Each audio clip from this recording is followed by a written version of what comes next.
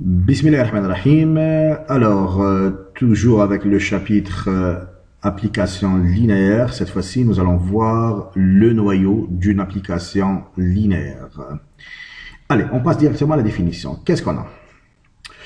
Donc, on a une application f définie de E vers grand F. Bien évidemment, E et grand F, ce sont deux espaces vectoriels. Et on suppose que f est linéaire. Très bien. Alors, on appelle le noyau de f. Notez cœur de f. Donc, c'est le sous-espace vectoriel. Algébriquement, c'est un sous-espace vectoriel de E, de l'espace de départ. Défini de la manière suivante. Donc, c'est quoi le noyau de F? Le noyau de f, c'est l'ensemble des vecteurs U qui appartient à l'espace de départ, qui appartient bien évidemment à E, tel que f de U est égal à 0 de f. Très bien. Donc, c'est quoi le noyau de f? C'est l'ensemble des vecteurs qui appartient à l'espace de départ, tel que leurs images par l'application f est nulle. Nul, ça veut dire que c'est égal l'élément neutre de l'espace vectoriel f. Ou bien, autrement dit, c'est quoi les éléments du noyau? C'est quoi les éléments du noyau? Ce sont les solutions de l'équation f de u est égal à 0. حلول المعادلة f de u est égal à 0. الأشياء اللي تحقق لها هذه المعادلة ce sont les éléments هما العناصر اللي ينتموا le noyau de f. Très bien. Allez, quelques commentaires sur la définition du noyau. D'abord, le noyau d'une application linéaire n'est jamais vide. Ça veut dire quoi? Donc, qu'est-ce qu'on va dire? Quelques commentaires. Le noyau de f est toujours différent de l'ensemble vide. Pourquoi? Parce que tout simplement, le noyau de f contient au moins l'élément neutre, au moins 0 de e. Pourquoi? Puisque f est linéaire, qu'est-ce qu'on sait? On sait que f de 0 de e est égal à 0 de f. Ça veut dire quoi? Ça veut dire que 0 de e, on a toujours le 0 de e est une solution de cette équation-là. Et par conséquent, le 0 de e appartient à e. Et donc, qu'est-ce qu'on va dire? On va dire, comme petite remarque, le 0 de e appartient toujours à cœur de f, le noyau de l'application linéaire. Ça, c'est la première remarque. Le noyau d'une application linéaire n'est jamais vide. Deuxième remarque, algébriquement, la structure algébrique du cœur de f, du noyau, donc c'est un sous-espace vectoriel de E. Donc, je vais vous rappeler la définition d'un sous-espace vectoriel. Qu'est-ce qu'on a? Allez, on a E un espace vectoriel sur R. Pour simplifier, on va prendre le corps des réels. Et puis, on va prendre une partie G de E. مجموعة جزئية من E. Très bien. Allez, quand est-ce qu'on dit G est un sous-espace vectoriel de E? Si seulement si, on va prendre deux vecteurs quelconques, U et V appartiennent à G. Alors, toutes les combinaisons linéaires des vecteurs U et V appartiennent à l'ensemble G. Donc, chez Ma'anta, on va prendre deux vecteurs quelconques, deux scalaires quelconques. Alpha U plus bêta V appartient à G. On dit que G est stable par toute combinaison linéaire des vecteurs U et V, tels que U et V choisis d'une manière quelconque, arbitraire. Très bien. هذا هو الشرط باش يكون عندي un sous-espace vectoriel. Allez, on va démontrer pourquoi, justifier, c'est simple, pourquoi cœur de f est un sous-espace vectoriel. Ça, c'est l'abréviation S sous E espace vectoriel de quoi? De E. Très bien. Ça veut dire quoi? Donc, on va prendre deux éléments quelconques. Donc, quel que soit U, V appartient au noyau, cœur de f. Et on va prendre deux scalaires quelconques. Quel que soit alpha, bêta appartient à R.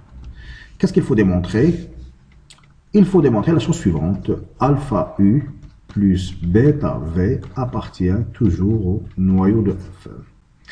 Mais je marque, ça me fait le noyau de F. Donc, pour qu'un vecteur ou bien pour qu'un élément appartient au noyau, خاص الشرط.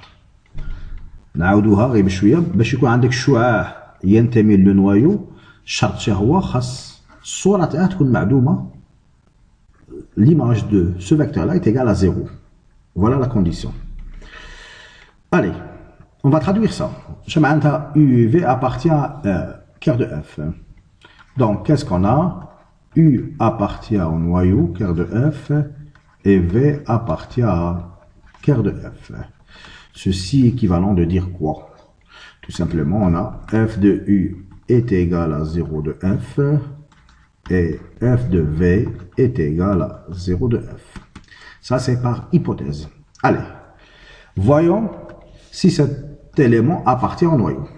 Donc, l'élément appartient au noyau, ça va l'image par l'application F est nulle. Allez, on va calculer l'image F de alpha U plus bêta. Allez, on va calculer l'image. Donc, F de alpha U plus bêta V est égal à combien? Par linéarité de F, puisque F est linéaire. Donc, ceci est égal à alpha F de U plus bêta F de V.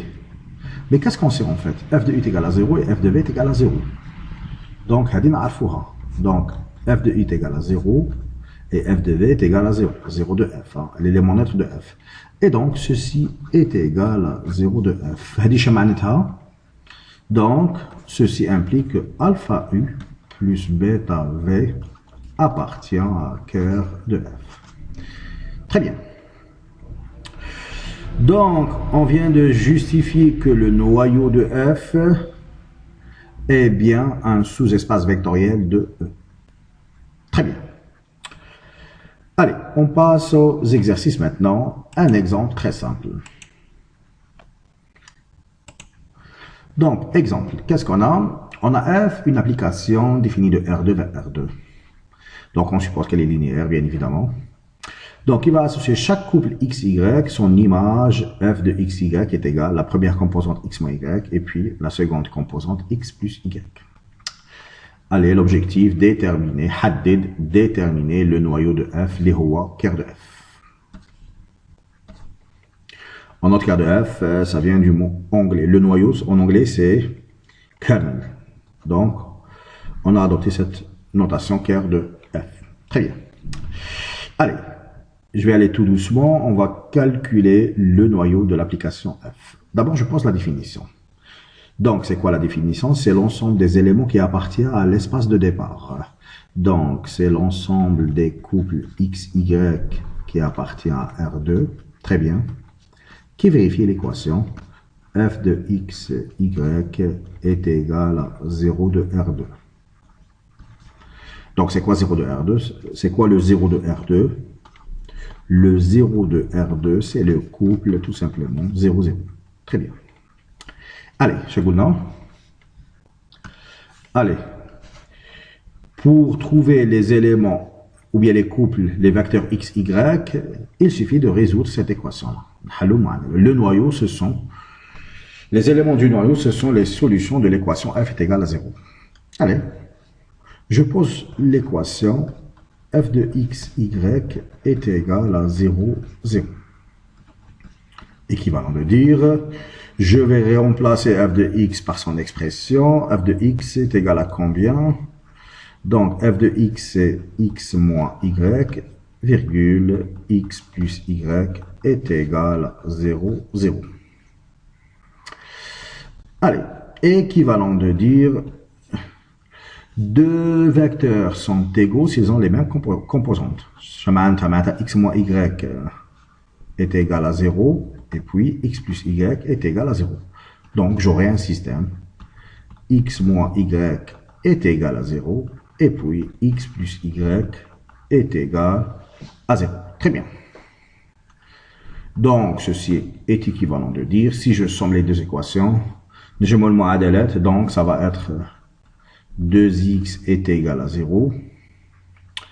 Et puis, si 2x est égal à 0, ça veut dire quoi? Ça veut dire x est égal à 0. Je remplace x par 0, on trouve y est égal à 0. Donc, équivalent de dire que les solutions, les couples x, y qui vérifient cette équation, 0, 0. On va résoudre un système très simple, deux équations, deux inconnues. نحلوا الجملة تاعنا نلقاو الحلول اللي حقق لي x y هو 0 0. Très bien. Allez. Nous, qu'est-ce qu'on cherche? L'ensemble de tous les couples qui vérifient cette équation. Le 0 0. Et par conséquent, le noyau de f, quart de f, réduit à 0. Très bien. Voilà le noyau de l'application linéaire. C'est un sous-espace vectoriel. D'ailleurs, c'est le plus petit espace vectoriel. Très bien. Donc, on a calculé le noyau dans le cas, dans cet exemple-là. Allez. Troisième page. Je vais vous donner le schéma général pour déterminer le noyau d'une application linéaire. Allez. Donc, qu'est-ce qu'on a dit? Le noyau de F est un sous-espace vectoriel de E. Très bien. Donc, en général, on suppose bien évidemment que, bon,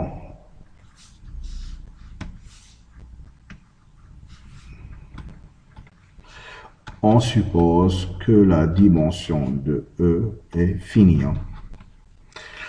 Donc, pour déterminer un sous-espace vectoriel de dimension finie, il suffit de déterminer une base pour le noyau, pour le sous-espace vectoriel. Donc, باش تحدد le sous-espace vectoriel, خاصنا نحددو على الأقل au moins نحددو une base pour cœur de f.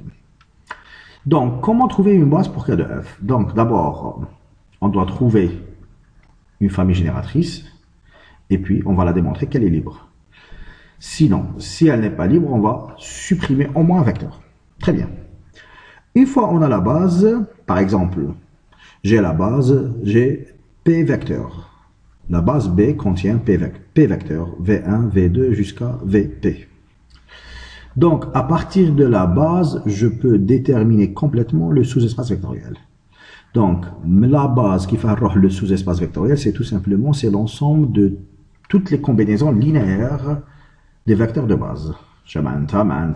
Alpha V1 plus alpha 2V2 jusqu'à alpha PVP. Tels que alpha 1, alpha 2, ce sont des scalaires quelconques. Très bien. Ou bien, cet ensemble-là, cet espace-là, je peux le noter vect de V1, V2 jusqu'à Vp. C'est le sous-espace vectoriel engendré par les vecteurs. Pour déterminer le noyau de f, c'est un sous-espace vectoriel. On va chercher une base pour le noyau. Donc, comment trouver une base? D'abord, on doit chercher une famille génératrice pour le noyau, bien évidemment.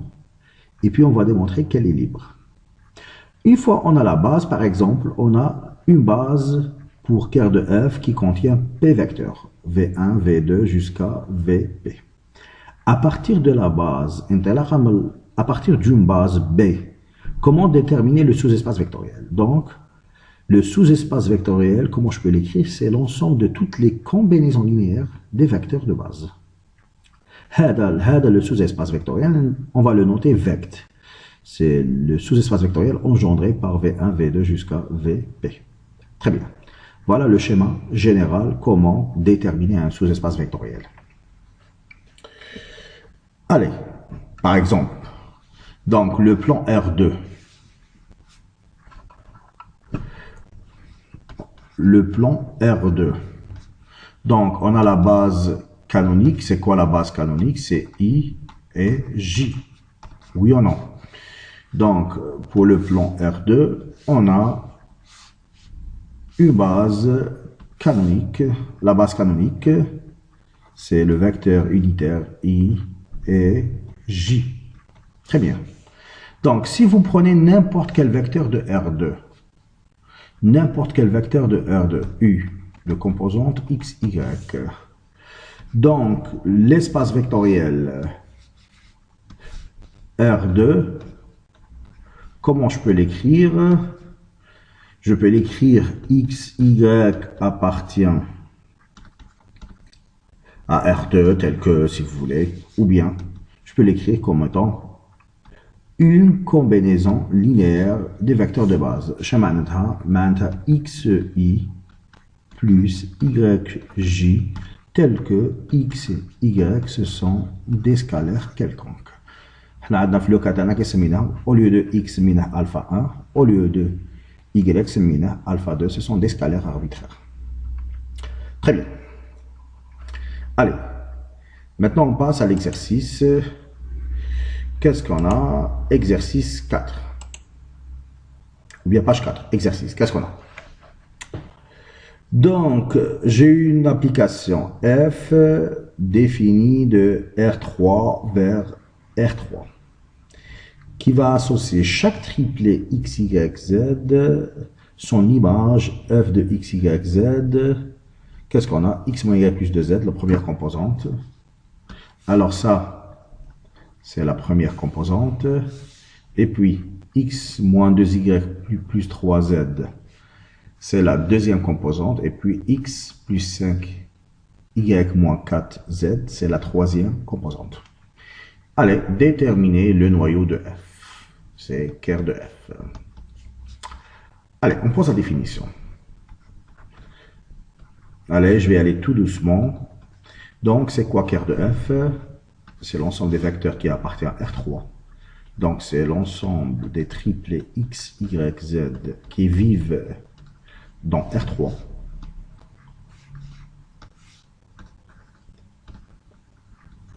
Tel que f de x, y, z est égal à 0, 2, R3. Très bien. Donc, le noyau, tout simplement, ce sont les solutions de cette équation-là. Allez, on pose l'équation tranquillement. Donc, f de x, y, z est égal à combien? 0, 0, 0. Ceci implique, je remplace f. Donc, la fonction, plutôt l'application f vaut combien? Donc, c'est x moins y plus 2z, la première composante. Et puis, x moins 2y plus 3z, la deuxième composante. Et puis, x plus 5y moins 4z est égal à 0, 0, 0. Très bien. Et donc, ça veut dire quoi ça? Ça veut dire quoi? Ça veut dire la première composante est égale à 0, la deuxième composante est égale à 0, et puis la troisième composante est égale à 0. Et par conséquent, j'aurai un système d'équations.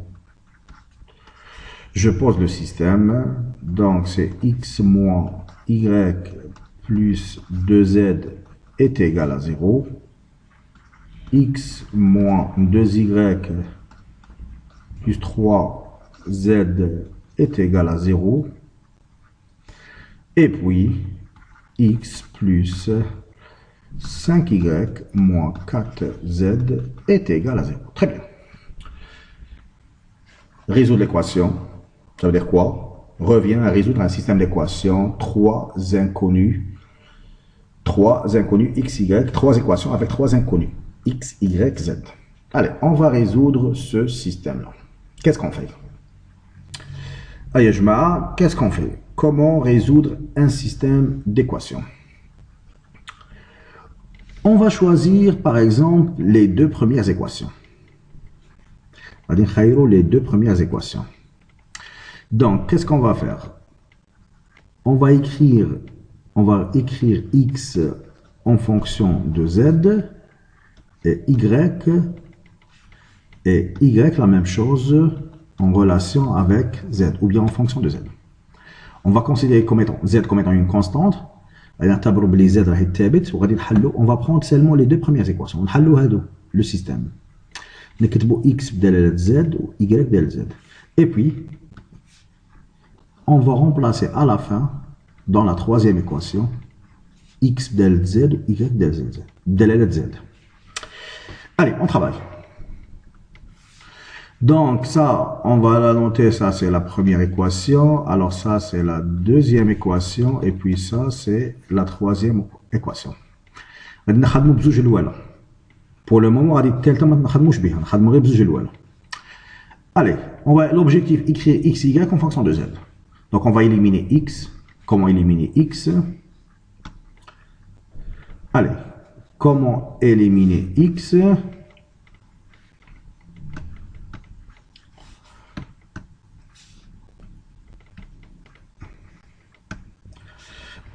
Qu'est-ce qu'on va faire? On va retrancher la première équation moins la deuxième équation.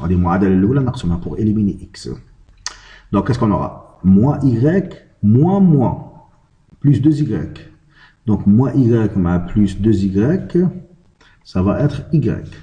2z moins 3z, c'est moins z, est égal à 0. Donc, ceci implique quoi? Que y est égal à z. Très bien. كتبنا y en fonction de z. Allez, on va remplacer y est égal à z dans la première équation par exemple. Donc, on va remplacer y est égal à z, on va la remplacer dans la première équation. Ça va être, donc, c'est x, y est égal à z, c'est moins z, plus 2z est égal à 0. Ceci implique moins z plus 2z, c'est z. Donc, x plus z est égal à 0. Alors, ceci implique que x est égal à moins z. Très bien. شقولنا دينا زوج معادلات الأولى كتبنا x دلالة z وكتبنا y دلالة z. Et puis, l'étape finale, غادي نعوضو x, y dans la troisième équation. Allez, on va remplacer x et y dans la troisième équation. Donc, c'était quoi la troisième équation? On va l'écrire. Donc, chez la troisième équation, x plus 5y moins 4z est égal à 0. Allez, on va remplacer. Hadi, c'est la troisième équation. Allez, qu'est-ce qu'on a? X égale moins z, naoudo. Donc, c'est moins z, plus 5, y est égal à combien? Y est égal à z, moins 4z est égal à 0. Ceci implique quoi?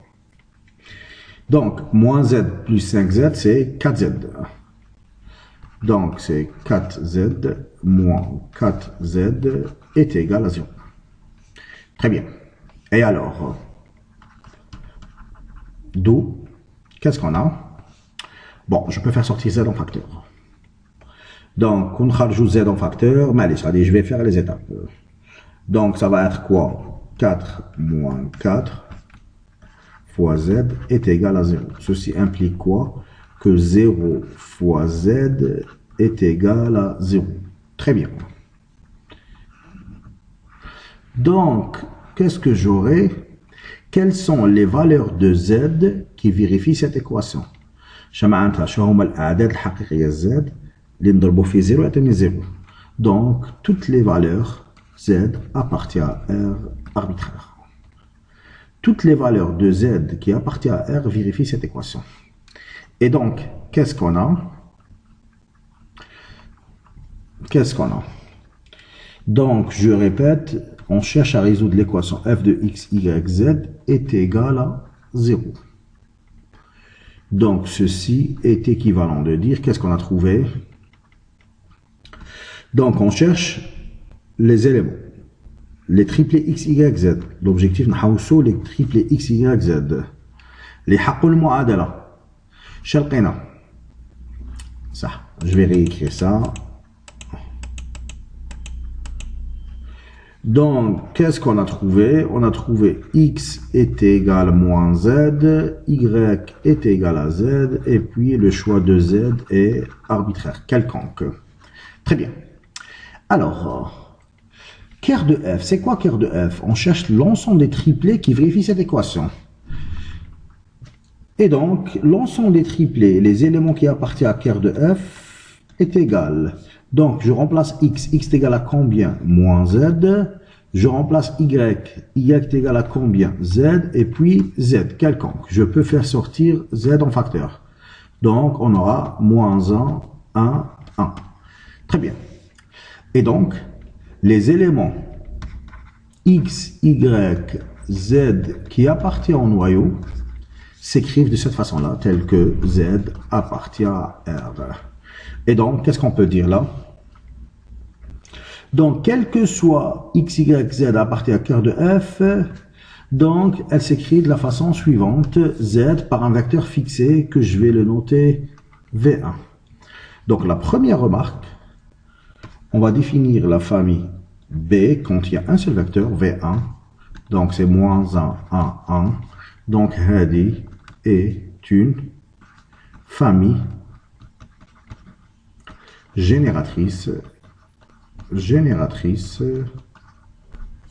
pour cœur de F, pour le noyau, pour cœur de F. Très bien. Pourquoi la famille grand B qui contient ce vecteur est une famille génératrice? Tout simplement, tous les éléments du noyau s'écrivent comme étant une combinaison linéaire. On a un seul vecteur, du vecteur V1. Donc, c'est V1 fois Z. Tous les vecteurs qui appartiennent au noyau sont engendrés par ce vecteur-là, V1. Allez, je vais vous rappeler le schéma. Donc, Chagoulna. Pour déterminer le noyau à un sous-espace, le noyau c'est un sous-espace vectoriel de E, chez Hasna une base. Une base pour le noyau chez Hasna. On doit chercher une famille génératrice et puis il faut démontrer qu'elle est libre. Allez, qu'est-ce qu'on a? On a trouvé une famille génératrice. Alors ça c'est un cas particulier puisque la famille génératrice contient un seul vecteur, mais quand pour qu'elle soit libre, il suffit que V1 soit non nul. نعاود من تكون عندك une famille génératrice اللي فيها شعاع واحد باش تكون هاد لا famille libre خاص هاد الشعاع هذا يكون non nul. Allez, qu'est-ce qu'on a? Comme le vecteur V1 moins 1, 1, 1 différent de 0 de R3. Alors, la famille grand B qui contient ce vecteur-là, moins 1, 1, 1, est libre. Très bien. Donc, on vient de voir tout à l'heure que la famille grand B est une famille génératrice, et puis grand B est une famille libre. Et donc, la famille grand B,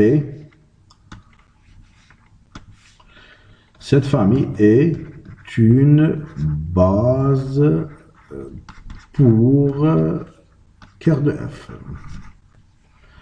Donc, c'est une base pour cœur de F. Très bien. Une fois j'ai une base pour le noyau, pour le sous-espace vectoriel, alors je peux déterminer le sous-espace vectoriel. C'est quoi cœur de F? C'est l'ensemble de toutes les combinaisons linéaires des éléments de la base. Puisqu'il y a un seul vecteur, donc c'est alpha V1 qui appartient à R2, bien évidemment, tel que alpha, le choix de alpha est arbitraire. Très bien, voilà.